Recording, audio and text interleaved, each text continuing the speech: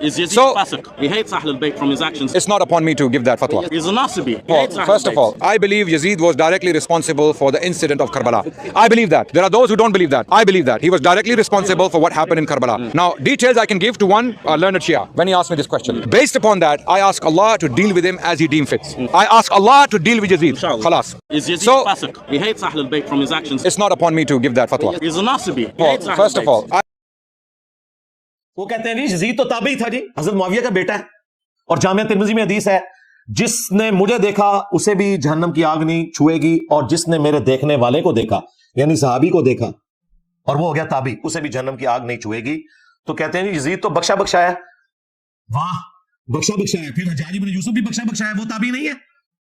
جتنے جھوٹے راوی ہیں میجورٹی ان کی تابعین میں موجود ہے. قانوناً وہ تابعی تھے، ظاہر کلمہ گو تھے. خوارج کون تھے؟ تابعین ہی تھے، اہل قبلہ تھے، اہل کلمہ تھے. مولا علی نے انہیں کافر نہیں کہا.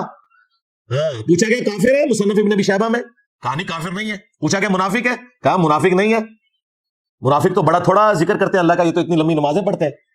پوچھا کہ پھر کیا ہے؟ ظاہر ہے جب کافر نہیں منافق نہیں تو پھر مسلمان ہی ہے. ان کا یہ ایک گروہ ہے جنہوں نے ہم سے بغاوت کی ہے، ہم میں سے ہی نکلا ہوا ایک گروہ ہے. تو خوارج بھی تابعین ہے. لیکن مسند احمد میں موجود ہے نبی الاسلام نے کہا کہ خوارج جہنم کے کتے ہیں. کیوں؟ اپنے اعمال کی وجہ سے. تو اس طرح نہیں کوئی فضیلت ثابت ہو جاتی. حجاج جو اتنے صحابہ کا قاتل ہے اسے آپ تابعی کہیں گے؟ تابعی تو ہے قانوناً، وہ ظاہر مسلمانوں کا گورنر تھا. لیکن مسلم شریف اٹھا کے دیکھیں، اسماء بنت ابی بکر نے کہا تھا حجاج ہم نے نبی الاسلام سے سنا تھا کہ بنو ثقیف میں ایک کذاب ہوگا اور ایک ظالم. کذاب تو ہم دیکھ چکے، ظالم تو ہے. یہ فضیلت ہے، لو سامو. اور مسلم شریف میں موجود ہے اس ظالم نے عبداللہ ابن زبیر کو شہید کیا، ان کی لاش لٹکا دی مکہ شریف میں اور یہودیوں کے قبرستان میں پھینکی، اور ان کی ماں کو بلا کے کہا جو حضرت ابوبکر کی بیٹی تھی بڑی، اما عائشہ سے بھی بڑی، اسماء کو کہ دیکھو میں نے تیرے بیٹے کے ساتھ کیا کیا. تو انہوں نے فرمایا کہ تو نے میرے بیٹے کی دنیا برباد کی، میرے بیٹے نے تیری آخرت برباد کر دیا. ظالم انسان. یہ مسلم شریف ہے، مولانا شریف نہیں ہے. تو حجاج بھی پھر تابعی ہے، اسے بھی جہنم کی آگ نہیں چھوئے گی. نہ انہیں قرآن کا پتہ، نہ انہیں سنت کا فہم، نہ انہیں فقہ آتی ہے. صرف ایک بنو امیہ کی چاکری کرنی ہے، چاہے انہیں قرآن و سنت کا انکار کرنا پڑے، جھوٹی روایتیں گھڑنی پڑے، انہوں نے گھڑنی ہے. جو واضح احادیث ہیں ان کا انہوں نے انکار کرنا ہے. اس طریقے سے یہ لوگ لے کے چلتے ہیں. اچھا مزے کی بات میں آپ کو بتاؤں، آج سے آلموسٹ 800 سال پہلے امام ابن جوزی گزرے رحمہ اللہ تعالی، المتوفا 597 ہجری. یہ شیخ عبد القادر جیلانی المتوفا 561 ہجری کے شاگرد بھی ہیں. محدثین میں بڑا مقام ہے ابن جوزی کا. یہ ابن قیم جوزی نہیں ہے جو ابن تیمیہ کا شاگرد ہے، یہ ابن تیمیہ سے بھی 200 سال پہلے گزرے ہیں. ابن تیمیہ بھی انہیں بہت بڑا محدث مانتے ہیں. انہوں نے الموضوعات، بڑی گھڑی ہوئی بڑی بڑی حدیثیں، وہ کتاب بھی لکھی ہے جس میں انہوں نے یہ بھی لکھا ہے کہ جو حدیث حضرت معاویہ کی شان میں ہوگی نا، یہ بھی اس بات کی نشانی ہے کہ یہ گھڑی ہوئی حدیث ہے. گھڑی ہوئی حدیثوں کی کچھ نشانیاں بتائیے، ان میں سے ایک یہ بتائیے جو حضرت معاویہ کی شان میں ہوگی نا تو سمجھ لو کہ یہ گھڑی ہوئی حدیث ہے. اب یہ بہت بڑے محدث ہیں. ان کے زمانے میں ایک ناسبی تھا عبد المغیث، اس نے یزید کے فضائل کے اوپر کوئی رسالہ لکھا. تو ابن جوزی غصے میں آئے، انہوں نے ایک کتاب لکھی جو کتاب محدثین کے ہاں اتھینٹک مانی جاتی ہے. ابن تیمیہ نے بھی اس کی تعریف کی ہے، ابن کثیر نے بھی کی ہے. الرد علی المعتصب العنید المانع من ذم یزید. یہ اس متعصب ضدی شخص کے رد پہ لکھی جا رہی ہے کتاب جو یزید کو برا کہنے کو غلط سمجھتا ہے اور منع کرتا ہے. اس زمانے میں ایک یزیدی تھا عبد المغیث، اس کے رد پہ پھر انہوں نے طبیعت صاف کی ہے ان لوگوں کی.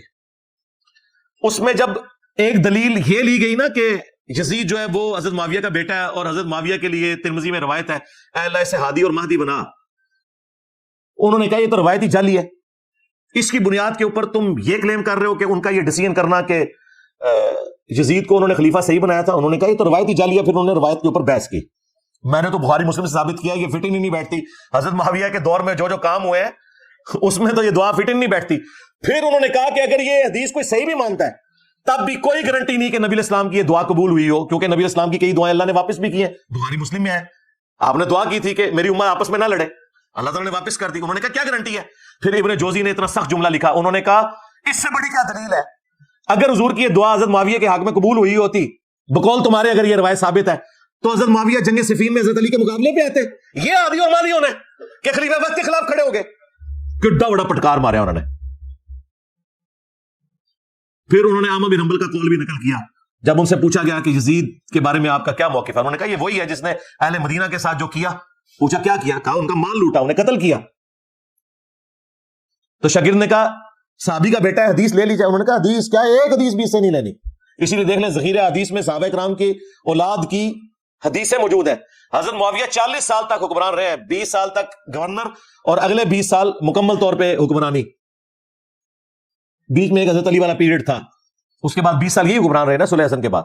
40 سال جس کا باپ مسلمانوں کا حکمران رہا ہے, اس کے بیٹے نے ایک حدیث بھی روایت نہیں کی ہے اور نہ محدثین نے اسے نقل کیا, کیونکہ احمد بن حنبل کہتے ہیں اس سے کیا حدیث لوگے.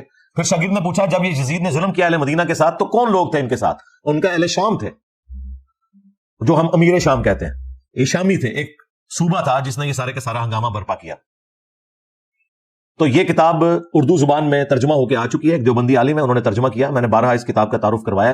اب نئی پرنٹنگ ہو کے یہ کتاب آ چکی ہے. ہماری ویب سائٹ پہ اس کا PDF بھی رکھا ہوا ہے, کسی نے PDF بنا دیا تھا تو ہم نے وہ اپلوڈ کر دیا, لیکن ہارڈ کاپی بھی آپ کے پاس ہونی چاہیے, وہ آپ منگوا سکتے ہیں. وہ کتاب کا ہم ٹائٹل پیج شیئر کروا دیں گے آپ کو. وہ کتاب پڑھنے سے تعلق رکھتی ہے, اس میں اور کئی چیزیں ہیں جو آپ کے لیے انشاءاللہ اس حوالے سے بینیفیشری ہوں گی.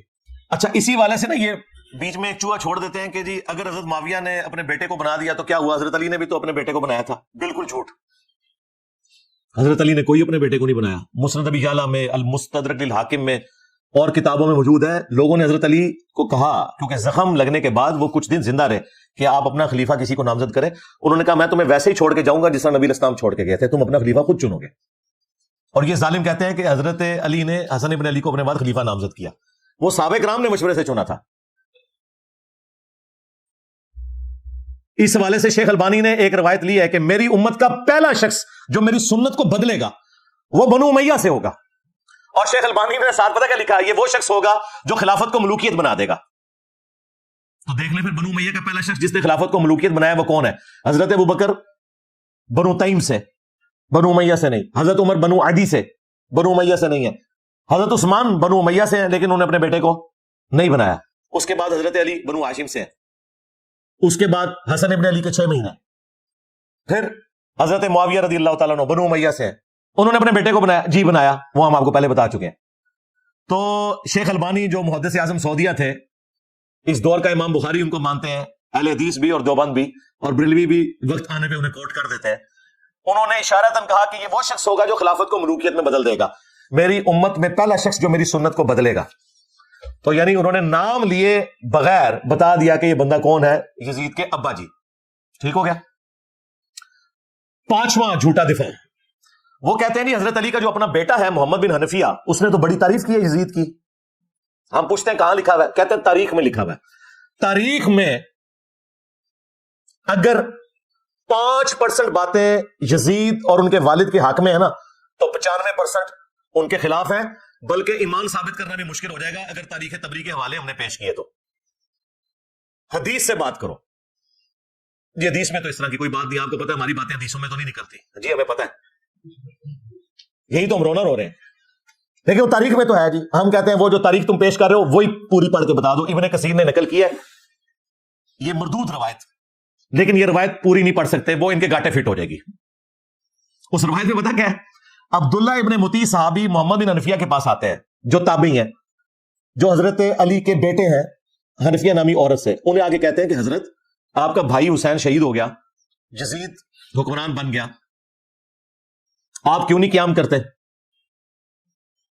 تو ساتھ ہی کہا کہ اہل مدینہ میں سے کچھ لوگ شام سے آئے ہیں, انہوں نے یزید کو اس حال میں پایا ہے کہ وہ تارک الصلاح ہے, وہ شراب پیتا ہے اور کتاب و سنت سے تجاوز کرتا ہے.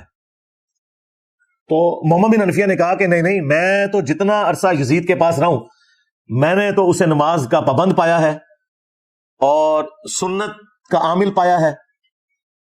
تو انہوں نے کہا حضرت وہ جتنے دن آپ رہے ہیں نا ادھر, اتنے دن اس نے آپ کو دکھانے کے لیے سب کچھ ایکٹنگ کی ہے. اصل میں تو وہ شرابی ہے, تارک الصلاح ہے اور کتاب و سنت کو پائمال کرنے والا. اب یہ پوری روایت تھی. انہوں نے آدھی لے لی کہ محمد بن حنفیہ نے کہا میں اسے نماز کا پابند پاتا ہوں، جبکہ صحابی کہہ رہا ہے کہ وہ شرابی ہے، تارک الصلاح ہے، کتاب و سنت کا مذاق اڑاتا ہے۔ اب مجھے بتائیں صحابی اور تابعی کی بات ٹکرائے تو کس کی بات مانی جائے گی؟ انہوں نے آدھی روایت نقل کی۔ اسی لیے ہمارے جو استاد تھے شیخ زبیر صاحب، انہوں نے فتاوی علمیہ میں باقاعدہ اس روایت کو ڈسکس کر کے کہا کہ اگر اس روایت کو تم صحیح مانو گے نا، پھر ماننا پڑے گا کہ یزید نماز بھی نہیں پڑھتا تھا، وہ شرابی بھی تھا، اور کتاب و سنت کو توڑتا تھا، اس کے احکامات سے تجاوز کرتا تھا۔ بہتر یہ ہے کہ اس روایت سے جان چھڑا لو۔ انہوں نے کہا میرے نزدیک یہ پوری روایت ثابت ہی نہیں ہے، کیونکہ اگر روایت لینی ہے پھر پوری لینی ہے، آدھی تو نہیں لینی، سند تو ایک ہے اور وہ مردود سند ہے۔ یہ جناب جو انہوں نے ایک رٹ لگائی تھی کہ محمد بن حنفیہ نے تعریف کر دی، لو سامو اور پوری تعریف بیان کرو، پھر پتہ چلے گا صحابی کرتے ہو، صحابی کو تو تم نے چھوڑ دیا۔ میں نے اس پمفلٹ کے اندر بھی کور کیا کہ 3 اس کے سیاہ کارنامے جو بڑے بڑے ہیں نا، جو تاریخ کی کتابوں میں نہیں، بخاری مسلم کے اندر رپورٹ ہوئے ہیں۔ پہلا، خانہ کعبہ کے اوپر حملہ عبداللہ بن زبیر کو شہید کرنے کے لیے، کامیاب تو نہیں ہوا، بعد میں وہ شہید ہوئے عبد الملک بن مروان کے دور کے اندر، لیکن یہ غلاف کعبہ کا شہید ہونا یزید ابن معاویہ کے دور کے اندر خانہ کعبے پہ حملہ کر کے اس کی حرمت کو پامال کرنا، یہ صحیح مسلم میں حدیث موجود ہے 3245 نمبر۔ دوسرا واقعہ ہرہ، کیونکہ جب سیدنا حسین شہید کر دیے گئے تو اہل مدینہ نے بیعت یزید کی توڑ دی، انہوں نے کہا اب کون سا خیر باقی رہ گیا، تو اس کے ریونج میں یزید نے چڑھائی کر دی مدینے کے اوپر۔ جو یہ کہتے ہیں جی وہ یہ تاریخی باتیں ہیں جی 600 صحابیات جو ہیں وہ نعوذ باللہ ان کے ساتھ بدکاری ہوئی اور صحابہ قتل ہوئے، مسجد نبی میں گھوڑے باندھے گئے، اس کو تو چھوڑ دیں سر، آپ انکار کریں واقعہ ہرہ ہوا ہی نہیں ہے، پھر ہم آپ کو کہیں گے بخاری مسلم میں واقعہ ہرہ موجود ہے، ٹھیک ہے۔ بخاری میں یہ حدیث 2601 2959 4024 4906، مسلم 3339 3319 3323 سے جو ہے ٹیٹرا 3 تک، جس میں یعنی اہل مدینہ سے ریلیٹڈ احادیث بھی موجود ہیں کہ جو اہل مدینہ کو ڈرائے گا دھمکائے گا اس پہ اللہ کی لعنت، اللہ کے فرشتوں کی لعنت، تمام لعنت کرنے والوں کی لعنت، جو مدینے میں بدعت جاری کرے گا اس پہ اللہ کی لعنت، اللہ کے فرشتوں کی لعنت، تمام لعنت کرنے والوں کی لعنت، اللہ تعالیٰ نہ اس کو کوئی فرض قبول کرے گا قیامت والے دن، نہ کوئی نفل قبول کرے گا۔ واقعہ ہرہ کا ذکر موجود ہے، یزید نے قتل عام کیا،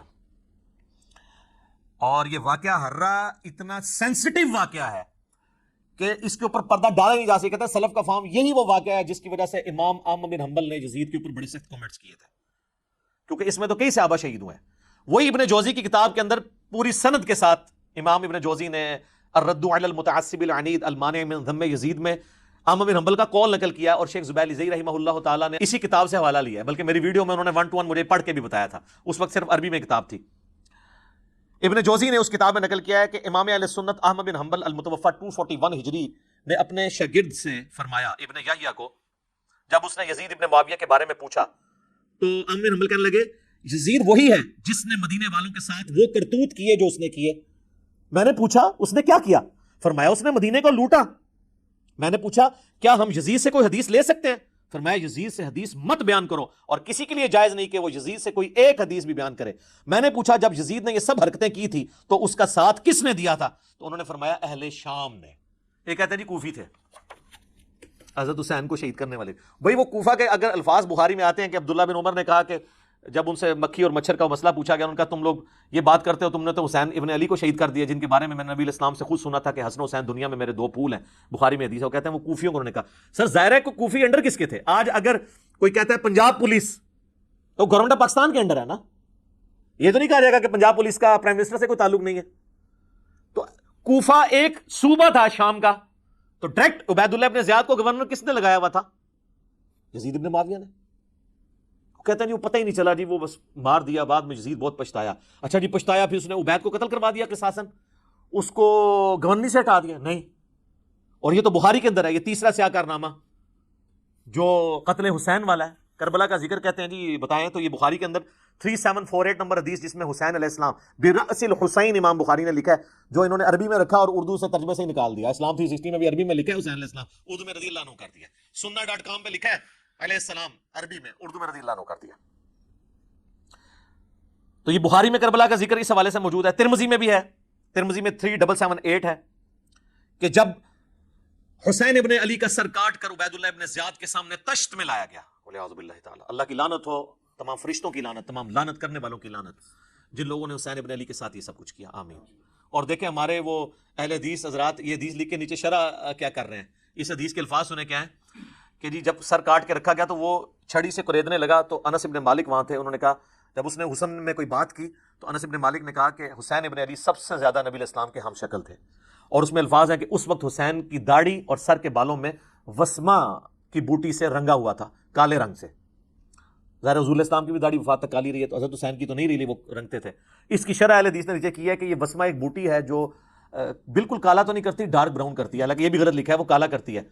یہ شرح ہوئی ہے، اور جو اوپر اتنی بڑی بات لکھی ہے کہ حسین کا سر کاٹا گیا چھڑیاں او چھوڑیے اے شرح پیوں دیجئے، اینو شرح کہنا چاہیے، تائی تو اللہ نے سانو چھڑ دیتا نا، سامو اے شرح ہو رہی ہے اس حدیث دی۔ اچھا جی، یہ جو حدیث ہے نا جی بخاری کی، اس میں کربلا کا ذکر ہو گیا۔ اسی طریقے سے بخاری میں اور مسلم میں ایک حدیث ہے کہ جب امام سجاد جو ہے، امام زین العابدین شام سے واپس آئے مدینہ شریف، تو مسور بن مخرمہ کہتے ہیں میں ان کی خدمت میں حاضر ہوا اور کہا کہ آپ کے پاس جو رسول اللہ کی تلوار ہے، جو نبی علیہ السلام کے بعد حضرت علی کے پاس آئی، پھر مولا حسن کے پاس، پھر حسین علیہ السلام کے پاس، کربلا میں حضرت حسین وہ تلوار پکڑے ہوئے تھے، تو یہ تلوار آپ مجھے دے دیں، مجھے شک ہے کہ یہ لوگ آپ سے چھین لیں گے۔ کون؟ بریلوی دیوبندی اہل حدیث شیعہ بنو امیہ، میں اپنی جان سے بڑھ کے اس کی حفاظت کروں گا، بل وہ امام زین العابدین نے ان کو نہیں دی ہے۔ تو اس میں تو یہ یعنی ذکر موجود ہے، کہتے ہیں نہیں ذکر کدھر ہے؟ یہ 3 سیاہ کارنامے